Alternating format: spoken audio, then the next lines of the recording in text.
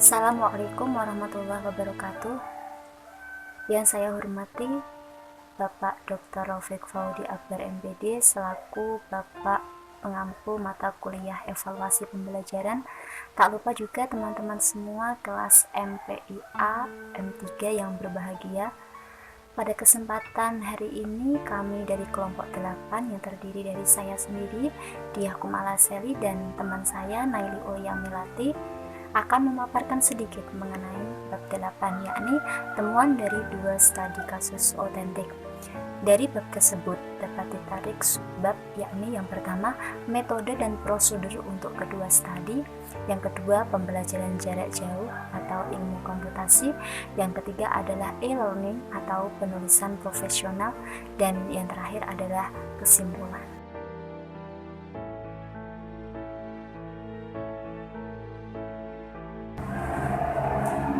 Yang pertama yang kami sampaikan adalah subbab pertama, yakni metode dan prosedur untuk kedua studi kasus.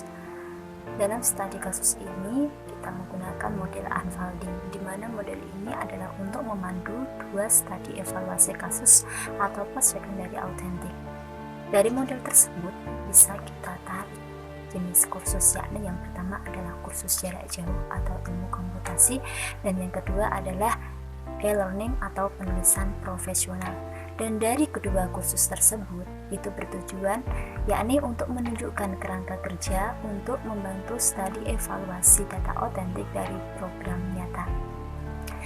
Dan dari 2 studi kasus autentik tersebut kita bisa menjabarkan bahwasannya kursus jarak jauh atau ilmu komputasi 200 dengan metode CD-ROOM dan cakupan di seluruh Amerika Utara dengan jenis pendidikan jarak jauh.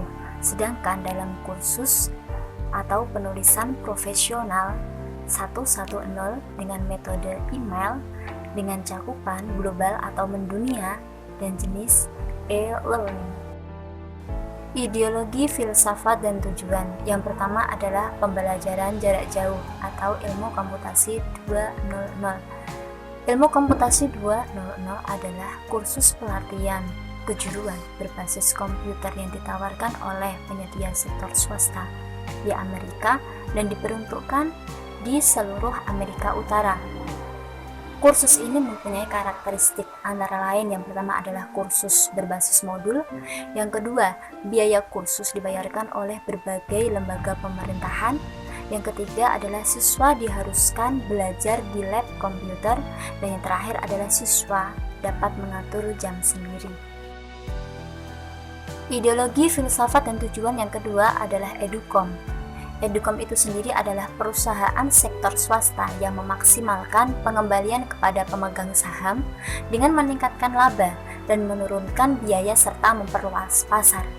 Tujuan Educom itu sendiri adalah yang pertama memberikan pelatihan yang sangat berkualitas tinggi, yang kedua memberikan pelatihan yang hemat anggaran dan meminimalisir biaya, yang ketiga adalah mengembangkan keterampilan peserta didik, dan yang terakhir adalah mendasari manfaat penggunaan teknologi informasi dan komunikasi dalam belajar secara mandiri. Namun di antara tujuan tersebut, tujuan besarnya adalah peserta didik dapat menemukan pekerjaan sesuai dengan keterampilan yang dimilikinya. Mendasari nilai-nilai pada pembelajaran jarak jauh atau ilmu komputasi 200. Yang pertama adalah keyakinan dalam teknologi informasi dan komunikasi itu sendiri. Yang kedua, filosofi yang masih berpusat pada peserta didik. Yang ketiga, sebagai persyaratan pengujian. Yang keempat, relevansi antara pelatihan kerja di bidang komputer dengan pekerjaan itu sendiri.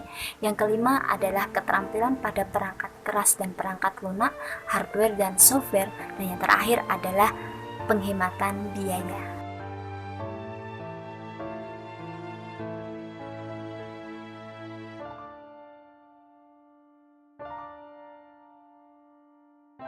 Oke, langsung saja untuk pembahasan yang selanjutnya.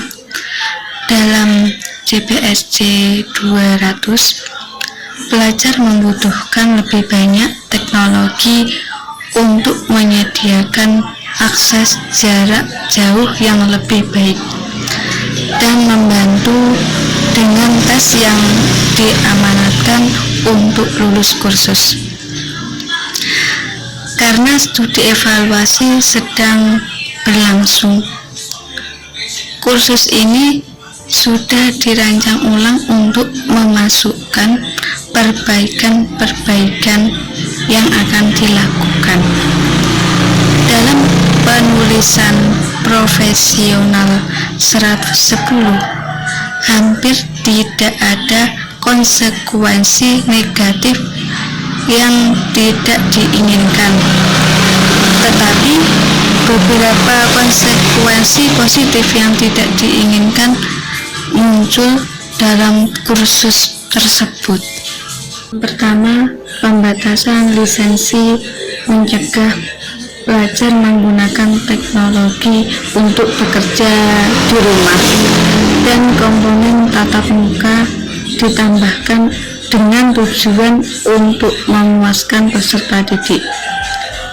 Selanjutnya, informasi harus diberikan frekuensi materi kursus dan diperbarui jenis kontrol kualitas yang dilakukan pada tes siswa. Yang kedua, data tentang gaji dan tingkat pekerjaan lulusan baru akan membahas kriteria relevansi. Perkiraan biaya yang lebih baik untuk pelajar lembaga dibutuhkan. Kami percaya bahwa hasil ini adalah hasil dari menggunakan email yang merupakan teknologi yang matang dan sederhana, serta desain kursus dan prosedur implementasi yang sangat hati-hati oleh perancang kursus profesional.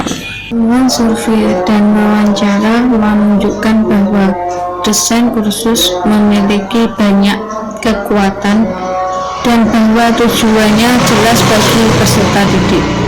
95% dari peserta di 4 kohort merasa bahwa tujuan pembelajaran itu eksplisit dan jelas semua atau sebagian besar waktu.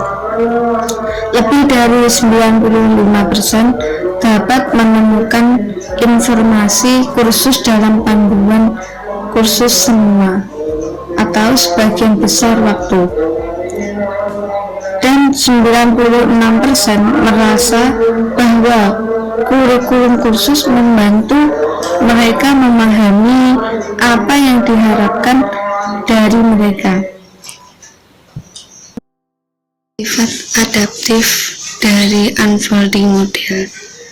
Dengan menerapkan model unfolding, kami menghasilkan 2 laporan evaluasi komprehensif. Kedua laporan mencakup temuan survei dan wawancara, serta analisis nilai dan konsekuensi yang tidak diinginkan. Sifat dinamis dari model unfolding ditunjukkan dalam tumpang tindih di antara 4 kotak. Misalnya, jenis bukti ilmiah yang dikumpulkan bervariasi dalam menanggapi berbagai kebutuhan dan kepentingan pemangku kepentingan.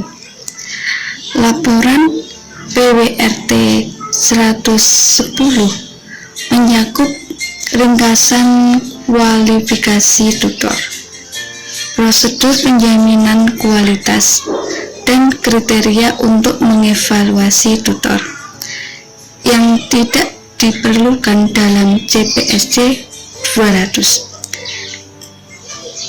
Kami melaporkan tingkat penyelesaian dan rata-rata skor kualitas TMA untuk PWRIT 110, tetapi